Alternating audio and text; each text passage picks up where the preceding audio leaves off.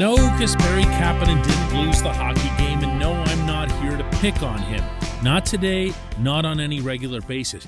I just don't know what they're going to do with him. Good morning to you. Good Wednesday morning. I'm Dejan Kovacevic of DK Pittsburgh Sports. This is Daily Shot of Penguins. Comes your way bright and early every weekday if you're into football and or baseball. I also offer up daily shots of Steelers and Pirates every day. Capitals 4, Penguins 3 in overtime. Dmitry Orlov with his second of the game in OT. Beautiful bar down shot over Tristan Jarry's blocker. The Penguins dominated the game, dominated possession, really dominated with the power play and lost in OT. And the moment I pipe up with Kapanen's name at the start of this episode, it probably sounds like I'm going to isolate on Kapanen for the overtime goal. I very, very rarely do that with anybody when it comes to 3-on-3 OT. And that's because coaches and even the players themselves will tell you it's so difficult to maintain structure and assignments with that much open ice and with both teams deploying their most mobile skaters. If you want to get technical, Sidney Crosby shouldn't have let Orlov come off the boards. If you want to rewind it to the loss of possession, you can point to Kapanen because he was the last one to touch the puck for the Pittsburgh side, and that's how these things tend to go now. They're more like extended possessions. If you want to get into substitution, Kapanen had a chance to get off, decided not to, got stuck out there on a long shift. And hey, for that matter, if you want to get into what Kapanen was even doing out there in 3-on-3 OT, that's on Mike Sullivan. I was certain that Evan Rodriguez would be the third winger to go out there. And it was instead Kapanen, who looked completely lost. And that's actually where I'm going here. It's not to blame him for the outcome. Again, the Penguins actually played pretty well. It was, as Sullivan told me after the game, the best they've played in a while. But Kapanen, nothing ever really seems to change for him. Yeah, he had a hat trick, and that accounted for 1/3 of his season's goal total. And occasionally he'll score a goal that shows so much natural talent that it makes you go, well, oh, okay, there it is. That right there, that's what you need to unlock. That, you unlock that. And he can't. He doesn't know the answer. He doesn't have the beginnings of an answer for what that is. I think Sullivan thinks that he does. You might recall way back in the preseason when I brought this subject up with the head coach, and he came back with a really blunt statement about how he was taking it on himself personally in his position to bring out the best from Kapanen. That's his self-challenge. That's the guy that he really wants to elevate, kind of the way he was widely and justly credited for doing with Phil Kessel a few years ago. Here's what Sullivan had to say on that subject after this game. And I thought Cappy had an impact. He had an impact on the game. I thought his speed was noticeable. I thought he was going to the net. I thought he was involved in the grind game down low. And these are all aspects of the game that our coaching staff is trying to work hard with Cappy to try to help him develop those different aspects of his game. And so I think when he utilizes his speed and his shot, when he goes to the net and gets inside the dots, he's a dangerous player.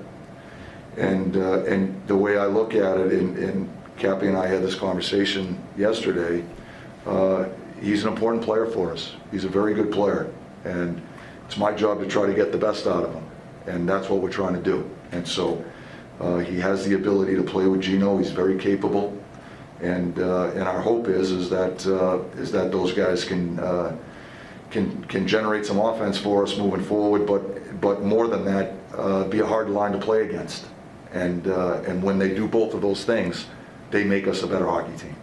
Well, okay. Again, that's admirable. But that's not an answer in and of itself. This portion of Daily Shot of Penguins is brought to you by the good people at the Greater Pittsburgh Community Food Bank, where they're committed to providing food for all of our neighbors in need across Western Pennsylvania. They, in turn, need your help. Find out how $1 can be turned into 5 full meals for those in need. Visit pittsburghfoodbank.org. Raw talents are mesmerizing in the world of professional sports. They drive coaches crazy. They drive evaluators crazy because everything that the evaluators are trained and conditioned to look for is already present, certainly in terms of the raw skill. And there isn't anything that Kapanen's missing from that arsenal. What is it that he can't do? He's the team's fastest skater. Faster even than Brian Rust, faster even than Mike Matheson. He has maybe the team's hardest shot. And by that I'm talking about hockey shot, not standing still at the skills competition like we'll see later this week in Las Vegas. Hockey shot, flying down the wing. He can see the ice. He can pass. He can read plays defensively and has the advanced analytics to support that, including this season. What he can't do is find his way through the offensive zone. I don't believe that the situation is a whole lot more complicated than that. As soon as he sees something, anything that he doesn't like, he pulls up, he pirouettes, and really, if you get right down to it, he falls. He spends a lot of time prone for someone who can skate as brilliantly as he does. It doesn't make much sense. You know what else doesn't make sense? Watch when he gets set to shoot. This guy who's been capable of picking beer cans off crossbars since he was following NHL teams around when his dad, Sammy, was playing for them, between the Hurricanes and Flyers and others. He's had a release since he fell out of the womb. He's been able to shoot the puck better than his dad did, and his dad was pretty good. He can't get set for those shots.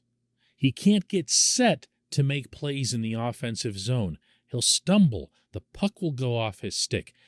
It looks at times like the yips, but then he doesn't really have that personality either. He's exactly what it is that he looks like, with that long flow and those funny outfits that you've seen him wearing in some interviews. He's that guy. Again, I get what's happening here. The Penguins would hate to waste an asset and watch this asset that they have every reason to believe can still blossom do so elsewhere when they're looking at a Stanley Cup run right now. And if Kapanen were to whip up another hat trick next Tuesday night in Boston when the team is back, I'm sure a lot of people, maybe myself included, will say, hey, not so fast. Maybe this guy. He is what he is at this age. I believe that. I really do. He's 25 years old. He's nobody's prospect anymore. He's had multiple opportunities with Toronto and now with Pittsburgh, and he just can't stick in a top 6 role. That's problematic. And add on to that the $3.25 million in cap hit, and other needs that the Penguins will have really more going into the offseason than they do during this season, he feels eminently expendable. And if there's anyone that Ron Hextall should be moving or attempting to move at this deadline, it should be Kapanen. I can think of at least one guy in Vancouver who might be interested in him. When we come back, just one question.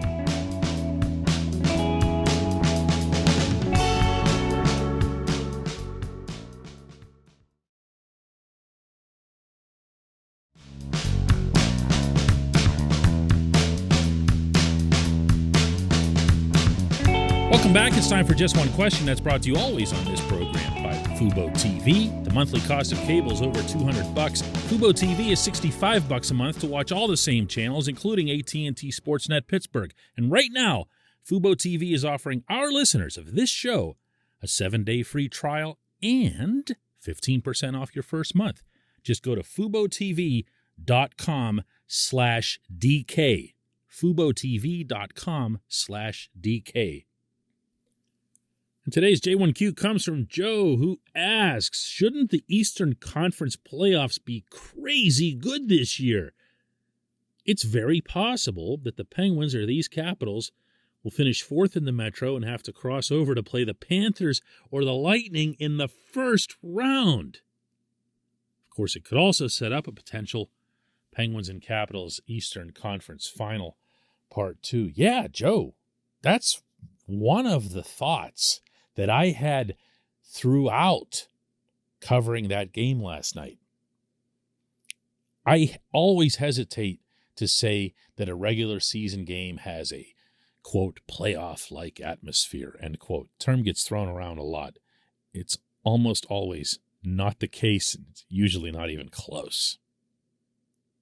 But this one, I'd say by the time you got through 2 full periods and enough weirdness had already occurred, enough back and forth, the exchanging of the power plays, the close and controversial no-goal call, and all that other stuff. There were just a lot of playoffs to that atmosphere, and it was fun. It was fun, and I'm thinking to myself in watching these teams that they remain frighteningly evenly matched. You look at Washington's depth, both up front and on the blue line. You look at what now appears to be some settling in goal. Ilya Samsonov hadn't been great for the Caps this season. .903 save percentage isn't great. He was beyond great last night. Vitek Vanacek, who I'm still not sold on, he's been kind of okay. He's been better than Samsonov. Obviously didn't get a chance to see much of him, leaving after 5 minutes following that collision with Kapanen. But overall, man, they've got some guys. You know, I don't believe they're what they were in 2018, but they've got players. Now we're about to see the Bruins, another team that's right up there. And candidly, you know, since we've hit the All-Star break here now officially, and the Penguins went into that break with 4 consecutive losses, I think it's fair to point out that a lot of these games have been these stinker nothings against nobodies. And that's been happening for a while. You know, flying out west, teams out of the division, Canadian teams, etc. You saw last night, the moment the Penguins lay their eyes on the Capitals and vice versa, the script flips, man. The Capitals had a lousy January. I don't know if you followed that at all. They were 4-6-2. That's one reason the Penguins overtook them in the standings. The other was, of course, it was the Penguins were dynamite until the past few days. But as soon as they saw each other, you know, per all the narratives, everything else went out the window. And they both became, I wouldn't say the Capitals were at their very best. They did some undisciplined things, and they normally wouldn't have the Penguins out shooting them by a 2-1 margin, as happened for almost the entirety of this one. But they were pretty good. They were certainly good enough to win. So yeah, it's going to be a fun playoff. And if you look at the Metro standings, it's pretty easy to see that the Penguins and the Capitals will both be partaking in that playoff. And this, the home team, happens to be a really good one. Don't let these last 4 games change how you think about the first half of this season. That wouldn't make any sense. Listening to these people after each of these recent games, including a couple of the last wins that they had before this 4-game losing streak, they can't make it any clearer without spelling it out and sounding whiny that they're tired. They're tired. I don't care who thinks that's an excuse. I have nothing to gain from making excuses for the Penguins. It's reality. They're tired. Look at the number of games they just played. Look at the time span in which they played them. They just played 14 games in 26 days, spanning 3 time zones. There is no conceivable way that there'd be no impact on a group of athletes playing this particular sport. It just wouldn't be normal.